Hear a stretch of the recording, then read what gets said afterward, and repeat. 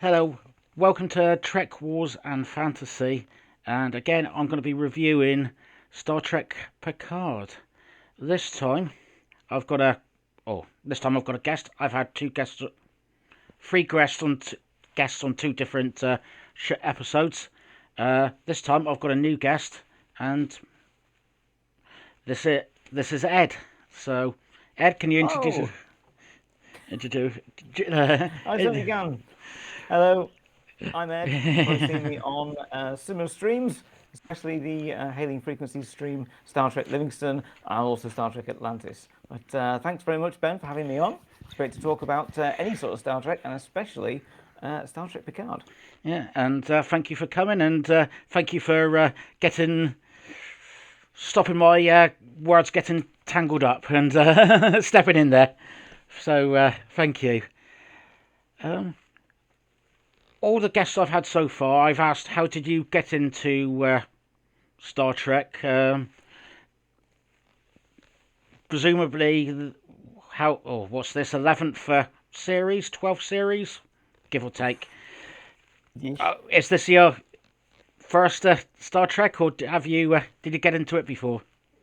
No, now, being a child of the 80s, being very lucky in being a child of the 80s, my first exposure to Trek was probably the films. I'm pretty certain that the first Trek I probably saw was probably Star Trek II, Wrath of Khan, probably on a bank holiday afternoon or evening, probably on BBC Two, though other terrestrial channels are available.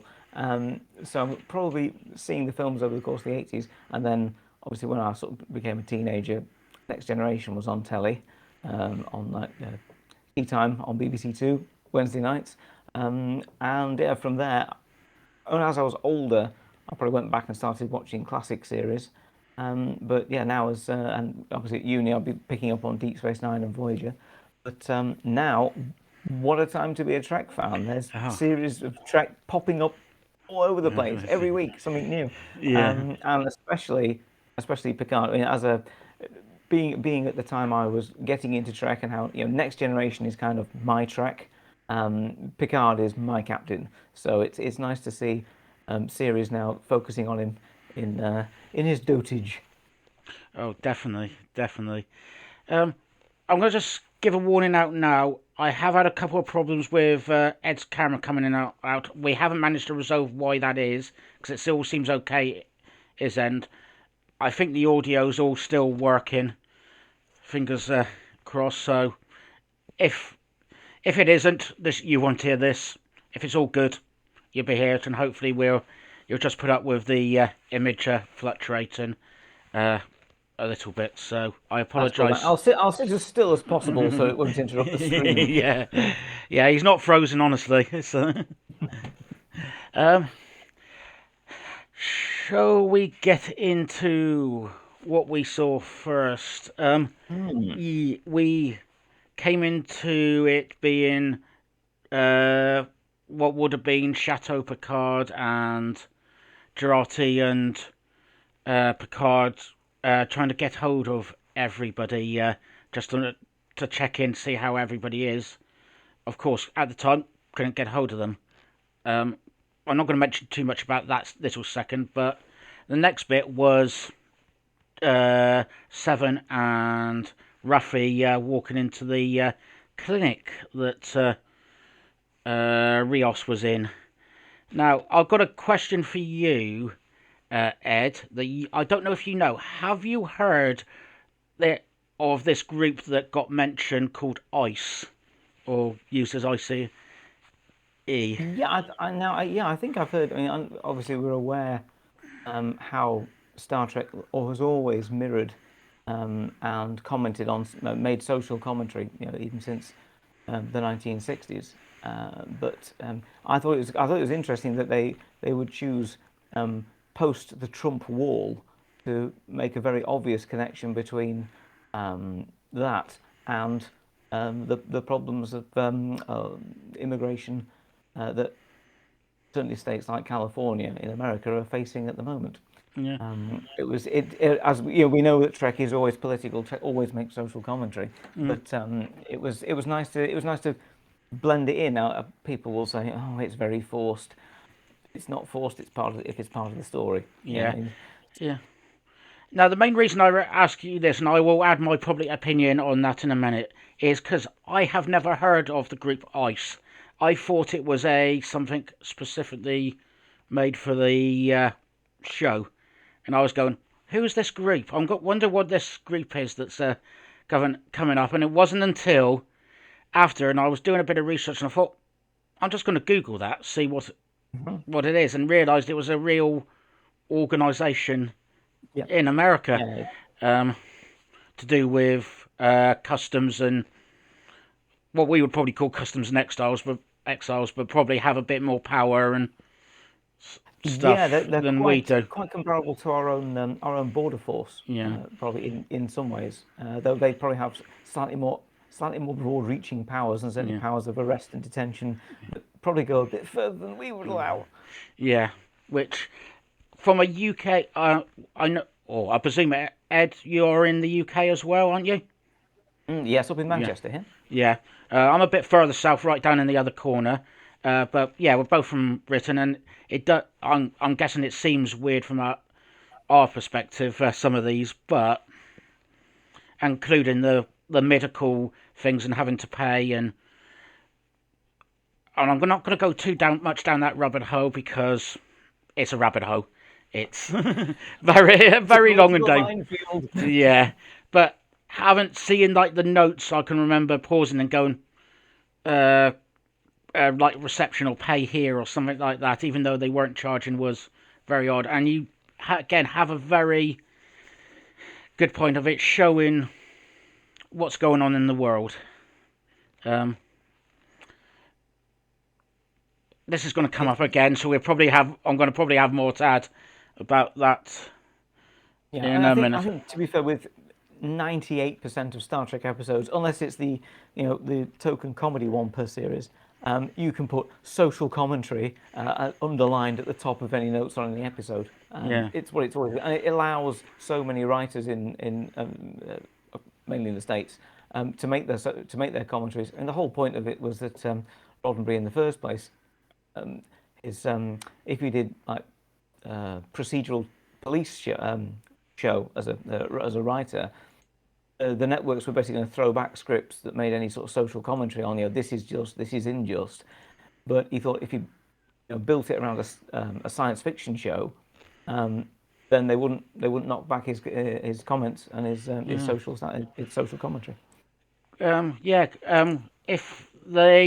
If Roddenberry got his way, the first episode would have been the cage, and I believe I'm very much paraphrasing, but it was like this is almost ridiculous. A woman on here, a alien, and probably other comments about that saying this is you can't have that on a rail. It's not realistic. This is rubbish and blah blah blah. Yeah, that would never happen on a starship. Yeah, and it's Yeah, yeah, and that, always striving for a better, for a. If well, I think Picard mentioned it's not necessarily a case of a perfect future, but it's a constant striving for at least a better one to continually improve. definitely. And I think I've got a line somewhere future on in my uh, notes about that. So um, what I'm gonna where was I next? So that was quickly into the point of the video, point of the episode before I was even planning on that. But Get to the um, heart of the matter. Right. yeah, anyway, going back to Chateau Picard. What did you think of the actual tour and it being derelict and its history and such like? Yeah, it was. I mean, his French ancestry has obviously always been worn very much on his sleeve as a character. Certainly, if you look at like the certainly first season, he sort of makes a lot of comments. Certainly, to Data, wasn't it, about how French was the language of scholarship and courtly romance. Um, yeah, it's nice to see the link Picard has with his family home, even though in the Next Generation, he always mentioned that he was kind of like the wanderer of the family. That everyone else, particularly his brother, stayed back and worked the family business of wine, and he was the one who had his eyes set on the stars and went out. But now, in his retirement years, he's kind of realised that whilst as a Starfleet captain, his home was the stars, his home was his starship, and that was his crew were his family. It's like as he's got older, he's returned back to his roots, and it's like his home has brought him back, and he's quite happy with that, and he's quite at one with that. And you see, there's that flashback sequence in it where he sees himself as a child running down the corridor um, in the chateau, which I thought was quite nice. And also, he sees the flashbacks we see with his mother as well, Yeah. which are always quite good. I mean, there Yeah. was, of course, there was some nice little Easter eggs. As this, I mean, this is a series full of Easter eggs, Oh God. full of nods to the fandom, which is great, especially when you're an old crusty fan like me. This is great stuff. But it's things like he points out what happened to Chateau Picard during the German occupation of France in World War II, Yeah. and how the family hid in nearby caves, and then they fled to England. So the Picard family spent a lot of time in England, which is why he has the English accent, which of course has solved the problem we've had Yeah. since like Got it in my 1988, notes. 1987, as Yeah. to why he's got that, Yeah. which was very nice, and just effortlessly delivered. And it's also basically that explains why he's got a slightly Yorkshire accent because he's Sir Patrick Stewart. Yeah. Yeah. I was thinking that was a good nod to uh, his Englishness and his Shakespeare stuff, and it was etc. Mm. I I And the tea, of course. oh grey. Oh, what did I have? Or maybe milk, chocolate, hot. Yes, I lovely little nod that as well in that the that writing. one. Yeah, I thought that was great. Yeah, it was nice. I I think going briefly back to his mother's scene. I never. It's one of those ones that was done really well, but I never like watching those types of scenes. I'm not sure exactly what's happened, but where my head has gone, I don't like it. But in a way that you're not supposed to like it, rather than Yeah, do you think it's almost like a sort of forced narrative, as in it's like you're missing something, so let's tell you where the story is so far. Here's a flashback. yeah, maybe yeah as well. But when I was saying that, it was more I don't like his mum's been attacked or something like that, or possibly worse. That's the bit that's making me go. Yeah. It Mm, it mm. it. I'm interested in. I'm trying to think of the right way. I don't like hearing about those types of things because it's horrible. But I think it was well done, and I am interested to see where it goes and what that backstory is, if that makes makes sense. But Yeah, I want to see how that yeah how because a family is an interesting like subtext with the character of Jean-Luc Picard. Anyway, I mean, as we go back to like series three of Next Generation into series four, where you see his relationship with his brother, and then in is it Generations, where oh we hear about what happens to his nephew, um, and there's always this standoffishness that he has, that he doesn't like children on the ship. He doesn't get on well with kids of any age, so he's not really a family man. But there's always this thing about how much of his character is based and is dependent on how his family has affected him. So I think that's probably what we're probably going to be. This series allows the writers to explore that part of him yeah. better, and how the relationships with various members of his family have built the man that we see today. Do you know? I didn't think of it that way. I thought of it in a couple other bits, but not with the family. And I think you're spot on that one. Actually, I I I think yeah I think you yeah go heading in the right direction on that one. It's um um I have a feeling I've got something in the wrong order in my notes here, but I can't remember if we had the reference to 15 before the uh, the uh, uh, the music and then the bus. But I'm going to mention as we're in Chateau Picard, it was that reference to like the 15th of April, which is not far away quite now. Uh, So, Yes, actually, yeah, we're trotting on towards that in real time as well, yeah, although only 2 years away. yeah. So yeah, it's probably about two years and a week, and we'll be there. But At the mysterious event yeah, that that's breaks going. everything apart. Yeah, so that's happening on the 15th, and that reminded me of like the episode. What was it? Where they were going around in circles. That temporal issue that Ah, Data had to cause and remember. effect. Cause and effect. That was it. The I'm temporal rubbish. time loop. Yeah, I was rubbish at remembering titles of episodes. So that was also a nice reference. Um, I've got Dixon Hill mentioned here. So there was a nice reference to Dixon Hill. Um, And more Easter eggs and tips of the hat yeah, there, yes. definitely. Um, so actually, with that date, actually, I've worked out it's April compared to the Bell Rights, which happened in September 2024. I'm still determined there's going to be some connection, but Yeah, there must, yeah, the only reason they put them in exactly the same year and exactly the same city is that oh, there's some, and now whether that is going to oh, be a link two different and that cities, but close. Yeah, whether he's going to see the character name escapes me, but the character Avery Brooks played in the crossover episode Deep Space Nine, where he becomes one of the main characters in, or one of the main characters in the yeah, Bell Rights, and when yeah. when he gets back to Deep Space Nine, it's his image in the Bell historical himself. database. I forgot his name, but Bell himself. Um, Yes, yeah. Uh, Somebody shouting at me, or both of us now, going, "That's his first name's that Gabriel." yeah, it's Bell Rights, Gabriel. of course. Is it Yeah, it's Gabriel? named after. I Gabriel think it Bell. is. Yes, Yeah, yes.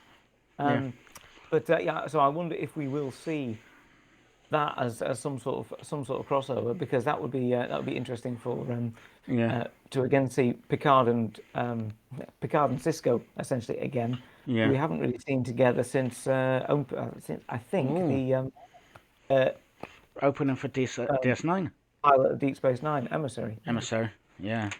So that could be ooh, could that? Hmm. I'm determined there's something, but I don't know if they. I wasn't thinking they were going to meet, but I like you've got my head thinking now. It's like, will they actually? They've mentioned I should, Cisco I should write some of it. I before. should write some Star Trek stuff myself. This Yeah, is good stuff. Get yeah, it written down. yeah. So, um, anything you want to add of the pre music scene before we head on to the Nothing next really. Easter egg? I did notice. I'm gonna join that. I'm gonna join in the stew gang from last week of what on earth have they done with the music on this? They really have completely overcomplicated it. Yeah, Um, yeah, but that's we're gonna have to live with yeah. that. Fair enough. Just as we did with Enterprise, which should have been swapped over. They should have put Russell at the back and the orchestral at the front. But yeah, that Yeah, wasn't my decision. yeah. What if you don't know what we mean? Watch last week's episode and or show and yeah, It'll be under here. It'll be on the side of your screen somewhere of the stuff yeah. you watch. Watch, yeah. So please go back and watch that. And then we have a bit of louder music coming along with a big bus. Oh, Oh, now, what? what did I say at the start? Child of the 80s.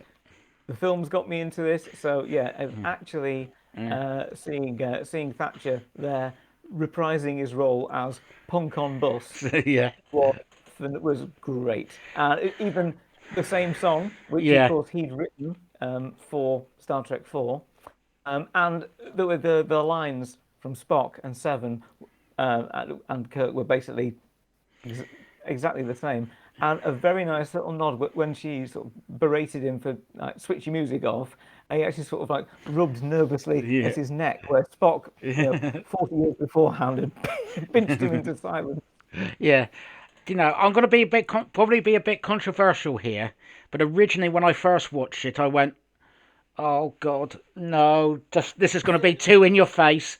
And the first time, I think I had my hands so much in my head so much in my hands that this was going to be thing that I actually missed who it was, and it was exactly the thing. Because I was thinking, why don't you have it on the phone or on the headphones or?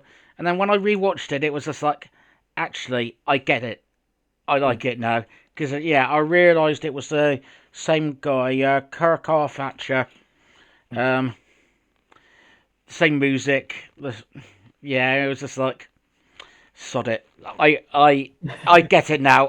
I'm converted. Never mind. Uh, I think that was a fun moment, yeah, because as we've seen with all Trek recently, apart from Lower Decks, which is purposefully not aimed at that, um, a lot of Trek is, I think, in our current era of Trek, is a lot more serious and is um, a lot more well crafted, a lot less. It's a lot less for the square screen, and a lot more for the rectangular screen. Um, and sometimes it's nice to just step back to the lighter-hearted moments that you got at 6 o'clock on a yeah, Wednesday evening, when it was the occasional the occasional comedy episode, just inserted in. Because as me and some friends at work said when Discovery first came out, this is not your daddy's Trek. This is different. yeah, yeah. Sorry, excuse me. Definitely not, and it. Uh, yeah. Why not? I got converted in the end. But the scene between Seven again and Girardi, really good. Um, oh, and I've just realised on my notes, all I've got is the word peachy, uh, which I think is in reference to something Agnes Girardi said.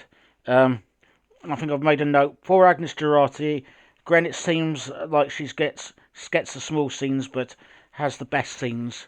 Um, I think Mm. that's semi-connected to what the Queen was saying to her. Although I was trying to, I think I was feeling intellectual at the time, but I, I think it's worth taking a sidestep and just saying what a great job they've done of this new Borg Queen, in all aspects of it, from the acting through to the makeup and the effects. I mean, she just. I was talking to a friend today about it and saying that it's an alarming mix that she oozes threat and sex appeal and just presence all at the yeah, same time. In that sort of almost like vampires of legend. They sort of transfix you with their gaze and draw you in. And she almost seems to be able to do that, I think, to the audience. She just basically steals, I think, every scene that's there.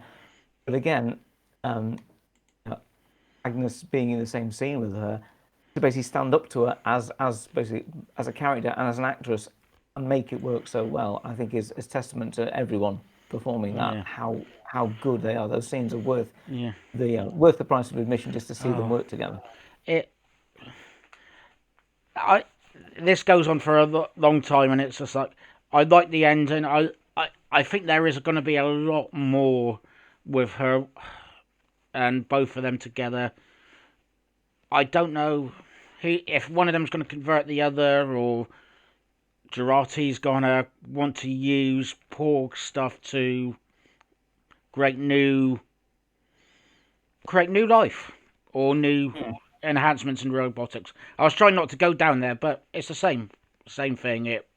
That's where she that's where her expertise was in is robotics and creating the when I say creating the perfect being, it that makes it sound horrible, but creating a data or one step up from data. But Yeah, it's there's you can almost see the two of them are their own kind of cybernetic queens, aren't they? An yeah, expert in human experiments in perfecting yeah, cybernetic and artificial intelligence, and the queen of a species that mm, attempts to perfect everything, but by being perfect, by absorbing and assimilating everything, or the best aspects of every race they encounter, and taking the best of that and absorbing it into them. So they're far more similar as people, than I think either would like to admit. I yeah, think, however, the Borg Queen, in many of the ways, it recognizes the sort of the fellow, basically a fellow queen here. Whereas I think Agnes will be horrified at the idea that she is some sort of proto Borg queen herself. But yeah, I think that there's clear parallels they're trying to draw that. I mean, remember, there's one comment that Locutus made in Best of Both Worlds. It was about was it we only wish to improve quality of life. Forgot that, but that's yeah, I like that, and you've definitely got made me think of it in a different way, and it was only came on me there. It was just like you have the grey area there, so you got Jurati on one side, Borg Queen on the other, and maybe you'll get some sort of meeting in the middle. It's Yeah, they're both very very similar shades of the same grey. yeah, definitely. It's yeah, you probably got one. Yeah, yeah, definitely. Shades of grey. Fundamentally, artificial intelligence. I'm starting it now. Artificial intelligence is don't ask to be created, don't ask to be made and controlled indeed by humans. Given that set of programming and those limitations, and the Borg equally, you don't ask to be assimilated, and when you're in, you are given a set limit of you are a tertiary adjunct of this unimatrix, and you will just move that box from that room to that room for the rest of eternity, whilst your biological parts still service. Um, but yeah, and that's so maybe the notion of like freedom of choice versus being enforced is interesting because they both are on the side of what we create, we control. Essentially, that which we create has no choice in what we make it do. Because obviously, artificial intelligences in the Star Trek universe are governed, by and large, by essentially almost Asimov's laws, isn't it? Because Yeah, data says it's impossible for him to cause a human to be harmed by action or inaction. Um, but obviously, the AI problem on Mars that we see in Series 1 sort of indicates that it is possible for them to break their programming and act yeah, independently and chaotically as well. yeah. It's yeah. I think it's definitely keeping down the robotics terms, and uh, even though it's probably not in the forefront of new. Oh, actually, not much is in the forefront of news recently. It's been one of two things, but uh, even in like the secondary or tertiary parts of the thing, it's not really been in the news. But it has been something that's been in the forefront of stuff going forward, along with the new part of space race and oh, I don't know if space race is the right word, but the going on for It's, space and it's the race for commercial space. space, yeah, which happened to be something that gets mentioned on in this show. Doesn't get mentioned, gets shown, is maybe another part of the theme of Picard from season one. This season, and other bits. This is maybe something that's this series. I'm not necessarily this season, but this series is probably going to be known for. This is going to be about robotics, space race. I'll keep calling it a space race. It's not space exploration, but I think Yeah, that's I think you're right. Again, it's again a commentary on where we are now yeah, from the future looking back, and in this case now from the future taken to only a few years, into yeah, our near future, yeah, or into a potential near future. yeah. Ooh, next thing. Yeah, That it, went very deep all of a sudden. Actually, yeah. apologies for everyone. That went into in a Uh, good way. I may have lost your sound briefly there, but yeah. Oh, I don't mind a bit of philosophy on, or not philosophy, but yeah, going on to that. But shall we head straight to the bar next and go to Tenford?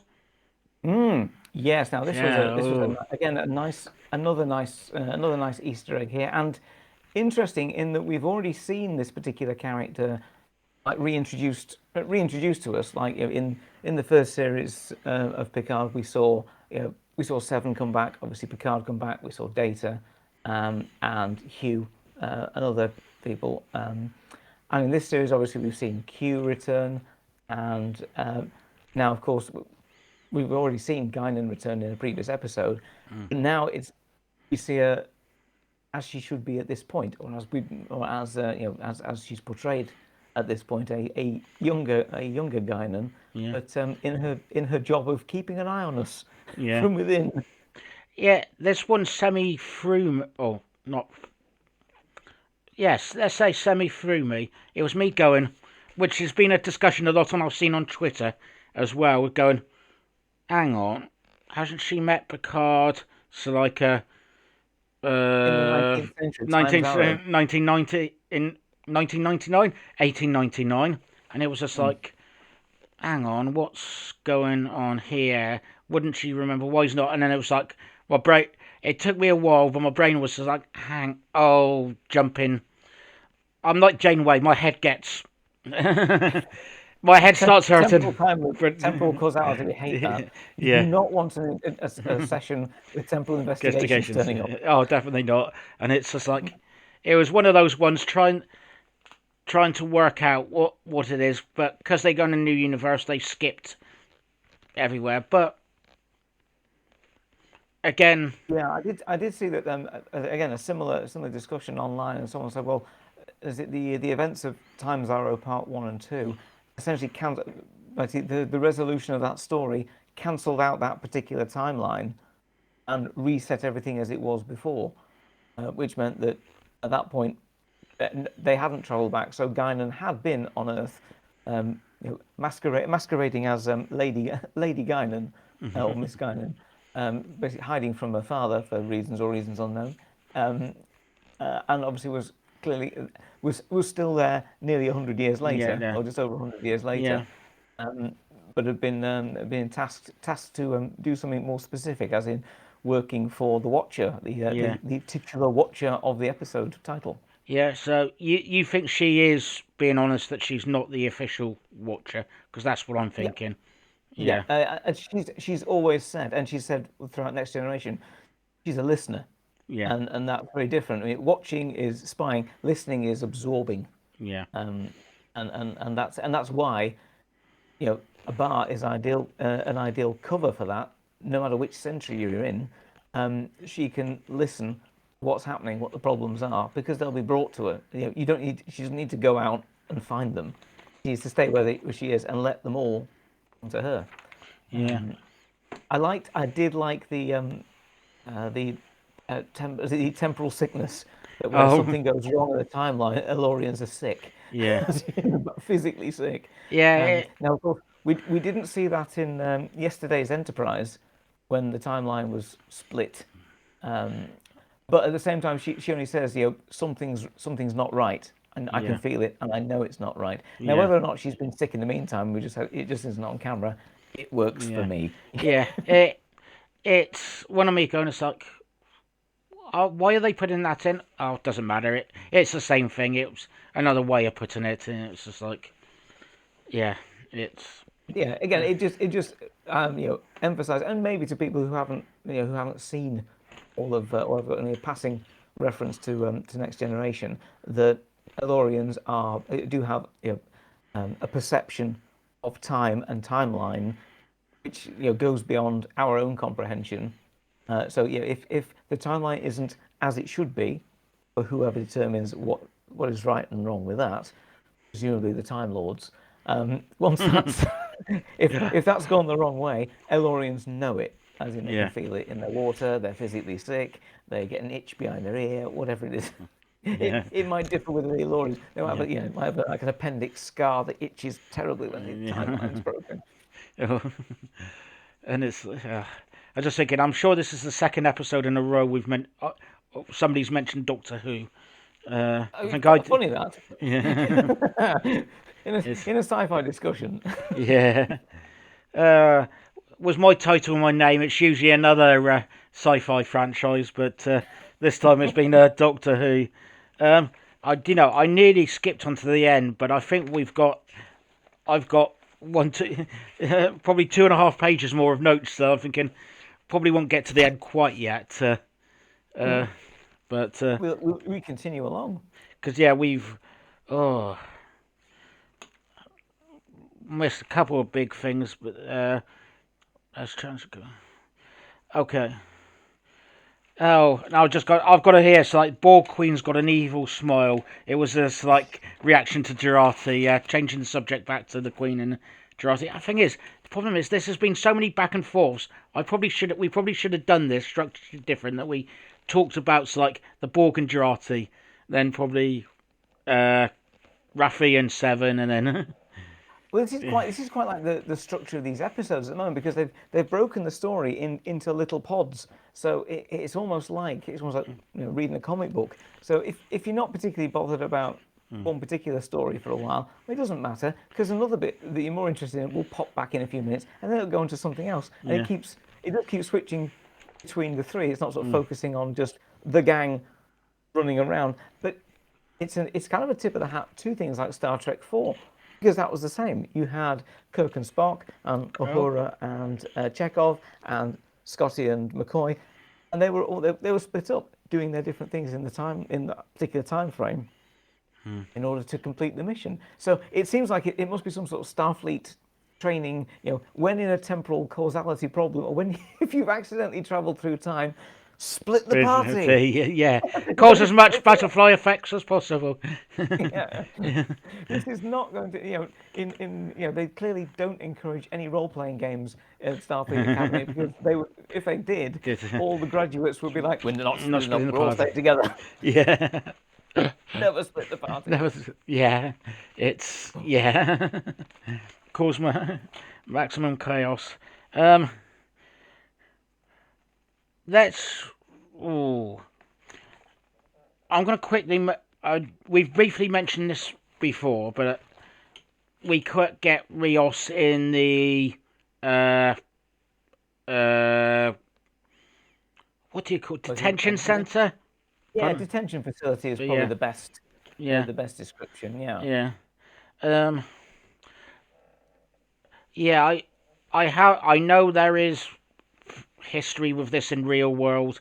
I don't know too much about him, unfortunately, other than the odd story. Um, but yeah, it's. eh, Sorry, do you have any opinions? While I'll get my thoughts together. I think in some cases it's dramatically useful, but it can be a difficult watch because the sad truth is that every sovereign state on our planet at the moment has some form of its own internal rights and ability to investigate people who come in and out of their borders and detain essentially without charge and almost until they can be removed and detain individuals and separate individuals from their friends and relations while they're processed until they are processed. And the process of processing them, to confuse the issue, is basically to either let the people into your country or send them back where they came. I mean, working in the aviation industry, we do sometimes deal with inadmissible passengers and deported passengers. And those are people who have come into the country and have literally been processed, turned around, and are being sent back wherever it is they came with their documentation. Um, so obviously, from an aircraft point of view, it's shall we say it's not being put on a bus and driven into the desert as we see here. Yeah, It's literally being turned around and put back on the same aeroplane and sent back to the same airport you just came out of. yeah, Usually with instructions to get your paperwork in order and come and try again. yeah. But this is there's definitely a darker and more sinister feel. And again, the social commentary comes on when we had families at the Mexican border being separated, and families who come over and children being separated from their parents, and then various arguments and claims that they were, claims that they weren't, and no one knows apart from those who are actually in there or those who are working and see it, and who are, And for good reasons or bad, not able to say. and how many of those actually know the whole truth and not they're going, oh, I've just got told to fetch that person, or I just got, Yeah, yeah, or and those who or are so desperate from where they've come that if someone says give me a given amount of money and I'll get you in, well yeah, they'll pay the money, yeah, they'll find it somehow, and they're yeah, literally dumped and abandoned at the border to be picked up by the authorities who are patrolling that border. yeah, Um, yeah, it's having I've been to say Tijuana in Mexico, obviously just for a day out down from San Diego. and it's noticeable how you go one way to go into Mexico, and you literally just walk through. And coming back the other way, there's long queues. Now, if you've got the right passport, in this case, British passport, it's like, US and other passports this way. You come through, they go, thanks, through you go. And that's it. But everyone else is being scrutinized, and all the Mexicans who are coming through the border in that case have got to have their documentation because they're coming through to work, and they come through and they basically commute across the border to work. But the documentation has got to be correct, and their IDs correct, and they're being carefully scrutinized as they come in. So seeing that, the should we say the tourist friendly version of it, seeing this dramatized version of it, of a darker side of it, Yeah, was interesting.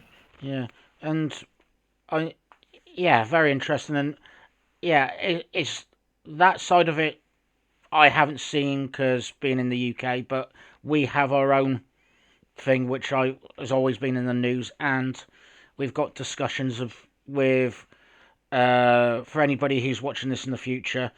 We don't know how long this is going to be. This could still be going on. The problem with Russia and Ukraine, and discussions with Ukrainians coming in and they're uh, fleeing war and stuff like that, and it's having had to have everything correct or right or know somebody. I can imagine it being a hard situation to be in, and I know Mexico's not at war, but it's probably not an easy life. You've got drug gangs, poverty. It's Yeah, a third world and developing nation right yeah, next to one of the wealthiest nations on earth yeah, with such a massive land border that mm, you can apart from where the massive and effective Trump wall is, that you can see the irony and sarcasm monitor has just exploded behind me. yeah, You just walk across it. yeah, But if you take that and you compare and contrast with the Star Trek universe, though, they've always looked at or not been afraid to look at the idea of migration and refugees and accepting of people because in the Star Trek future, the Federation and Earth is one united planet. There's no essentially there's still countries, there's still identities. Certainly, people still identify as being from a certain part of a certain country. A certain first officer from Alaska, and other people who was it born in Iowa? They just work in outer space, and so cultural identity is still very much there. But there's this idea that you know, lines drawn on a map that you can't cross unless you've got a piece of paper. mm, We've evolved beyond that, and yet you get storylines where you have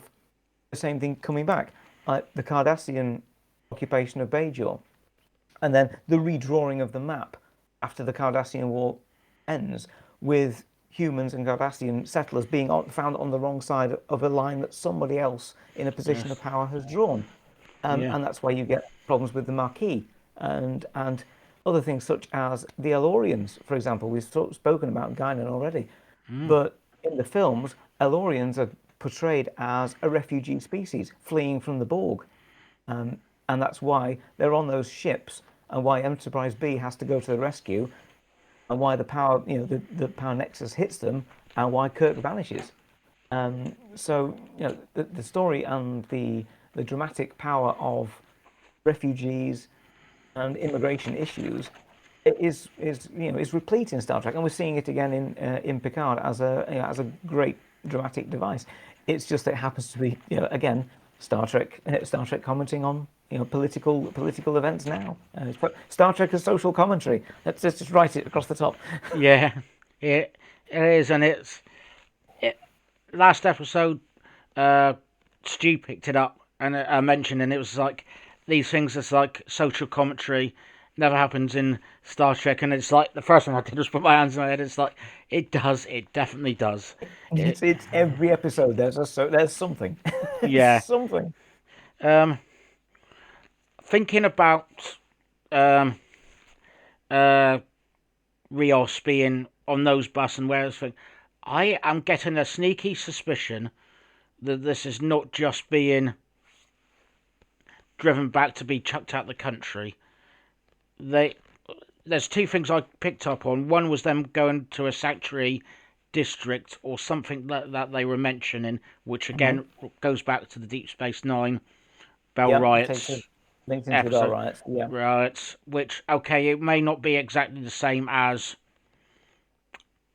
that one, but it's going to be an equivalent, I think. And it was, I think a quote here. It was one of the, I called it cop, but it's probably one of the ICE officers, immigration officers. I'm sorry to say that this is the end of, uh, I can't read my own writing. End of the line. Going to be the end of the life as you know it. I'm thinking bad thoughts there. I'm thinking, oh God, they are in trouble. What are they going to do to them? yeah, Yeah. yeah. That was it. There was some very I mean, that whole sequence of them being put on the bus was actually was a lot more sinister than I thought. Because obviously Yeah. you can see it's like, oh, yeah, because he says sign your papers, you being kicked out Mm. basically, and he's process. And obviously with the doctor, he's basically, yeah, you're basically getting sent back to wherever. Yeah, your documents are correct. We can't hold you any uh, any longer. Whether or not they're going to be prosecuting for Yeah. aiding and abetting illegal immigration is another matter. But Yeah. yeah, it was a very, very sinister moment. But again, it's that life, but not as we know it. Yeah. It didn't just resonate with those who remember Star Trek in by the Firm, but it was it was it was like, yeah, it was a friendly, known comment from a well-loved character who's on our side, but being spoken by a protagonist, it just makes it a little bit more chilling. I thought Yeah. that was good. I enjoyed it, but I shouldn't have done. Yeah. Yeah. I know what you mean. Um, we haven't mentioned probably the bit that, unfortunately, I didn't like. It was my least favourite part, and that was yes, the guy. It was. It was like I'm gonna say Did my you feel thing. the car chase was a bit forced? Actually, that wasn't my wording, but yes, it was.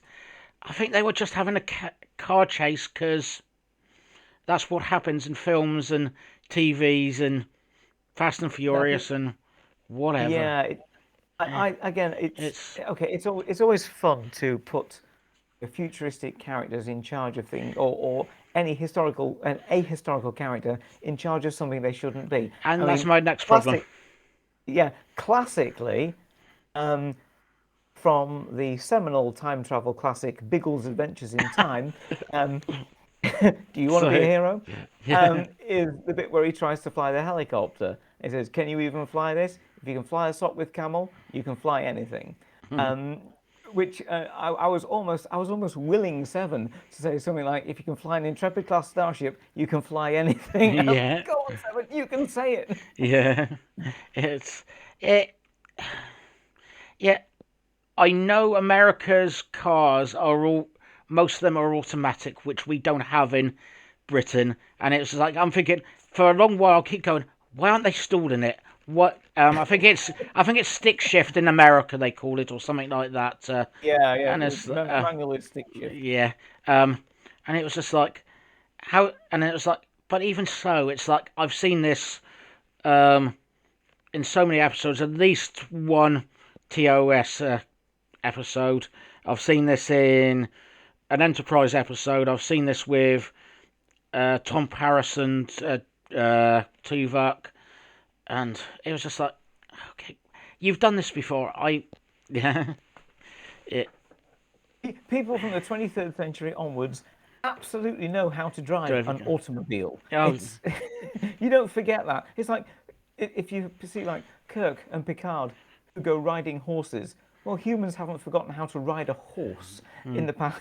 For, a creature which they've used to transport themselves around for thousands of years. So at this point, the automobile is what 400, 500 years old. It's a well-known piece of technology, and even if it's not used a lot anymore, yeah. there's going to be aficionados who have converted it to impulse power or some sort of plutonium Okay, drive. okay. I give in. I was like, I give in. It's yeah, fair enough. It's, but it was just one of those things that yeah, okay. I get over it. It's Yeah, I think it was almost like they felt they had to, as in we do need to have the standard joke that people don't know how to drive cars yeah, because they've not seen a car before. So let's do that quickly. Eeny, meeny, miny, seven. You're driving. yeah, yeah.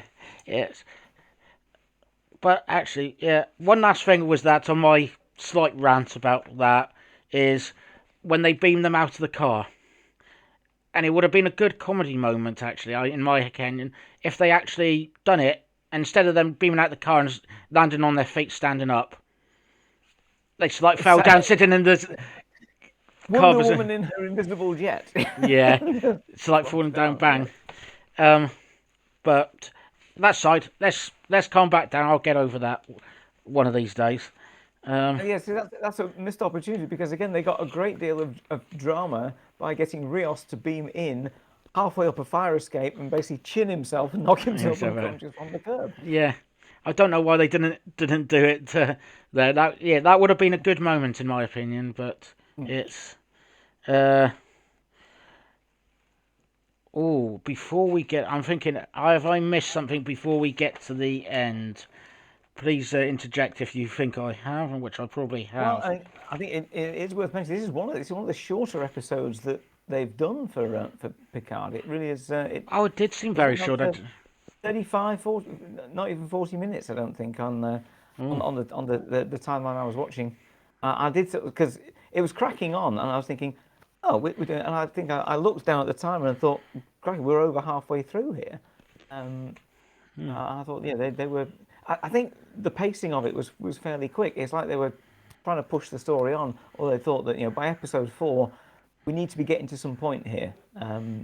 Especially because so much like Picard and Discovery and other things are so much more serialized. It's like this is one big story we're telling in several parts, which obviously in a few weeks' time we'll be stepping away from and going back to the episodic style of Strange New Worlds, which of course we're very much looking forward to for that. But that's a separate issue. yeah. So, yeah, no, that's uh, uh, definitely something I'm looking forward to. But again, a different issue. Um, let's get uh, uh, actually, did we see actually any more with what happened with Jurati and not Jurati, Seven and Raffi? I'm thinking I've missed something. Was that? Um, mm, I think well, I mean, they were tracking Rios, weren't they? That was Yeah, the yeah, whole point of that. yeah, Um, and then they basically got beamed out, presumably to a point at which they could intercept the yeah. bus that he's on. I keep thinking we should have had something after, but I don't think we did actually. I mean, what we did ascertain is that Rafi has ignored the instruction and has got Oh, a, a flipping great big ray gun in her yeah, pocket yeah. to go wandering around with. Again, that would set our person I was with last week, Stu, off again. He having all this bits, but it was the burg. That was the other thing that was me. You've got me going now.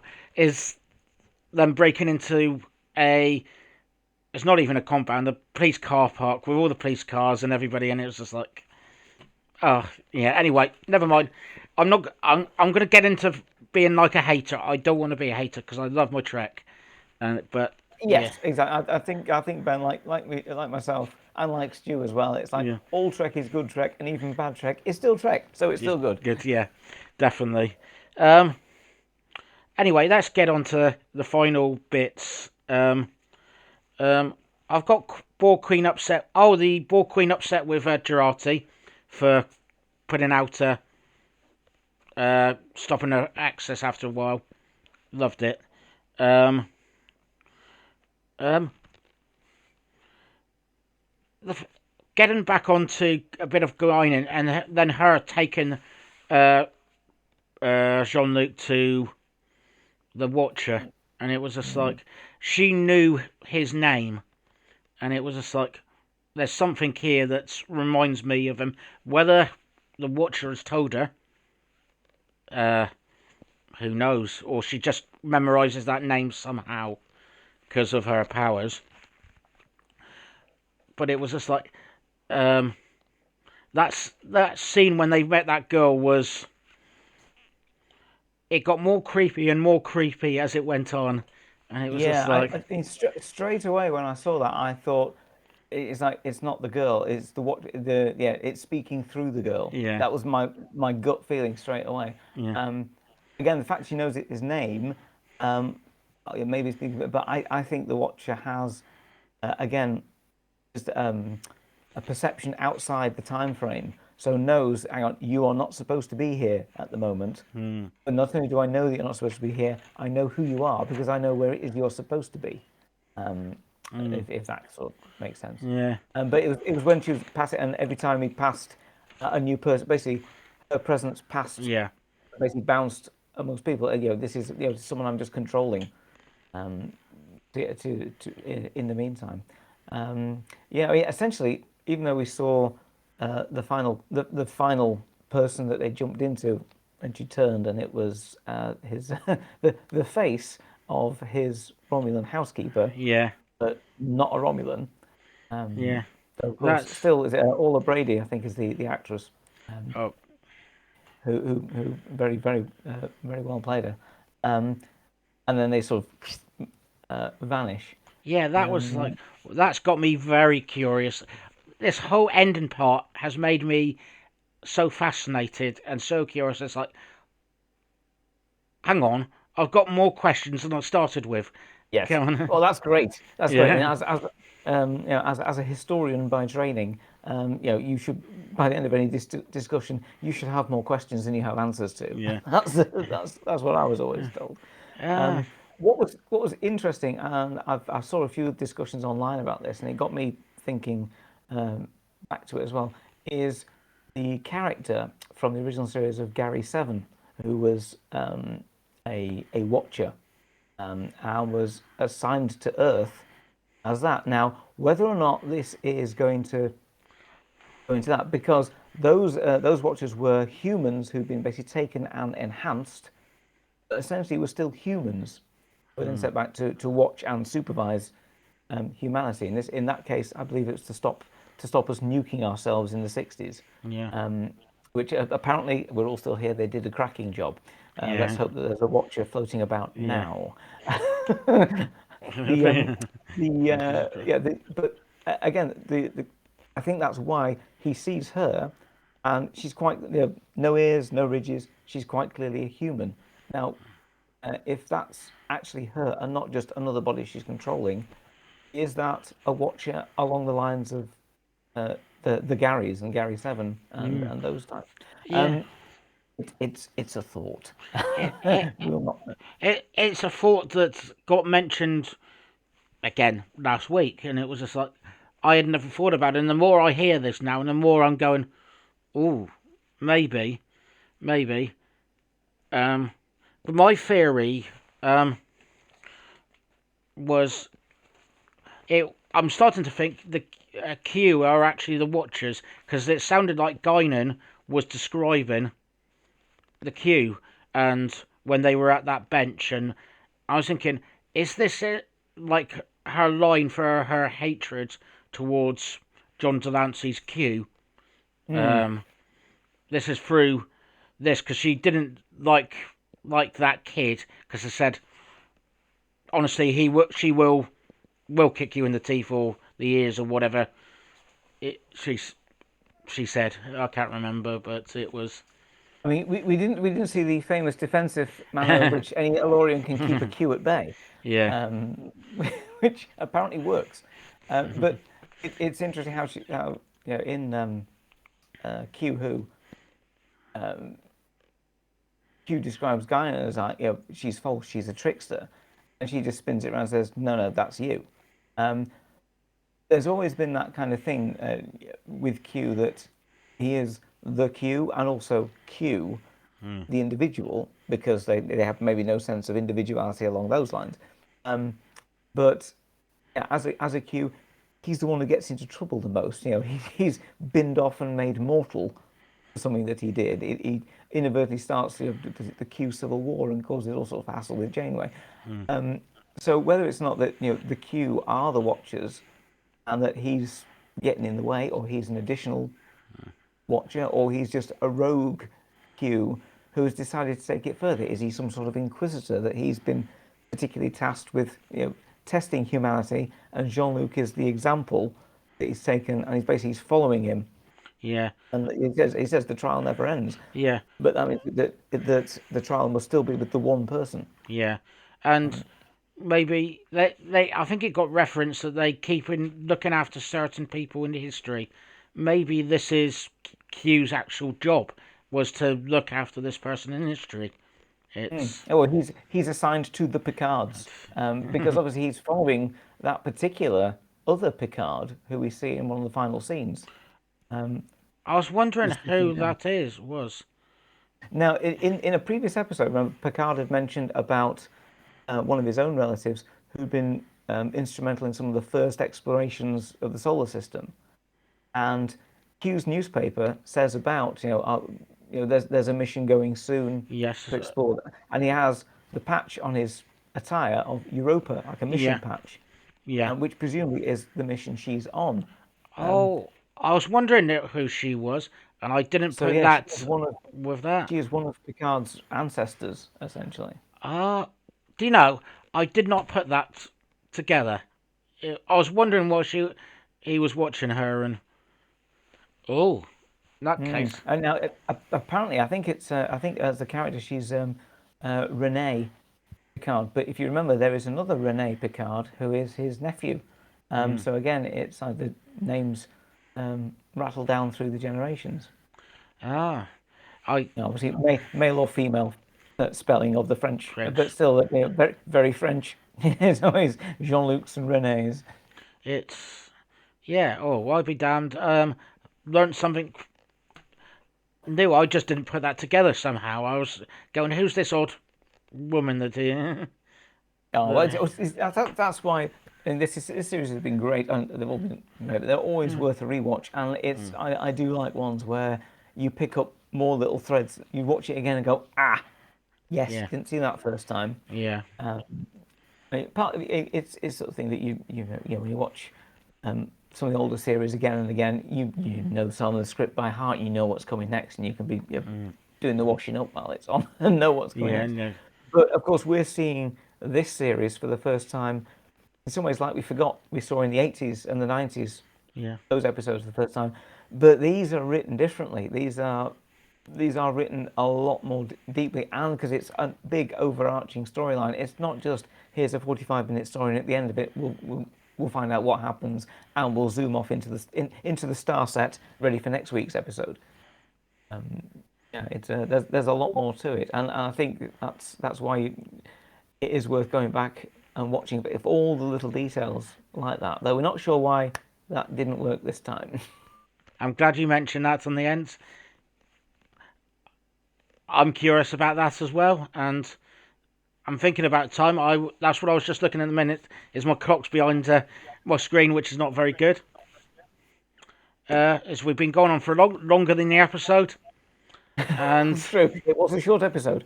yeah, and any thoughts on the season episodes to come before we sign off? I think that I think the nature of who the Watchers are and what their role is in the timeline fracture is going to be the key point of it. All the other bit parts are all coming into this massive tapestry, to quote another episode. That is this particular story in this series. But I think the reveal of who the Watchers are, or the Watcher is. I think it's a Watcher, but I think it's going to be. I think there's a series of them. I think you're allocated one, and then you get they work shifts, or it's a franchise operation. Fair enough. All I can say is, do you want to say where people can find you, Ed, or Yes, well, I say before we do a wrap little, up? I do a little streaming myself. very small amount here and there, mainly gaming and painting streams. But mainly, I will be found on Stu Jackson's own Hailing Frequencies Twitch channel, hailing_frequencies, as variously Captain Elian Ral and Lieutenant Kaveen from the starships Livingston and Atlantis on our every 2 weeks live action role playing Star Trek Adventures role playing stream, which is super fun. And so we've been going over a year now. You should really check it out. And if you don't, definitely. if you play Star Trek Adventures, please let us know what we're doing wrong, because none of us really know the rules. We're making it up a lot on the fly, Yeah. but we're having a great deal of fun doing it. Yeah, and it's great fun watching it as well. I jump in as soon as I finish work and enjoy it. So This is one of the first times you'll see me on without any sort of makeup on at all. It's just bizarre. Yeah. Sitting down with no makeup for a change. Good things, yeah. No, so thank you again for coming along. Please go and either join them or us, or I was just about to say us. I'm only a watcher using that theme there in that, but please go and watch it. Thank you again for watching. If you've made it this far, thank you. Again, apologies for I'm being very British here. Any technical issues with the camera. I'm hoping the audio's held up and I can do something with that. But thank you very much. Thank you, Ed, and catch you hopefully this time next week with the next episode. Real pleasure talking with you, Ben, on that one. Thanks very much for watching, everyone, and it was great. Thanks a lot. Thank you.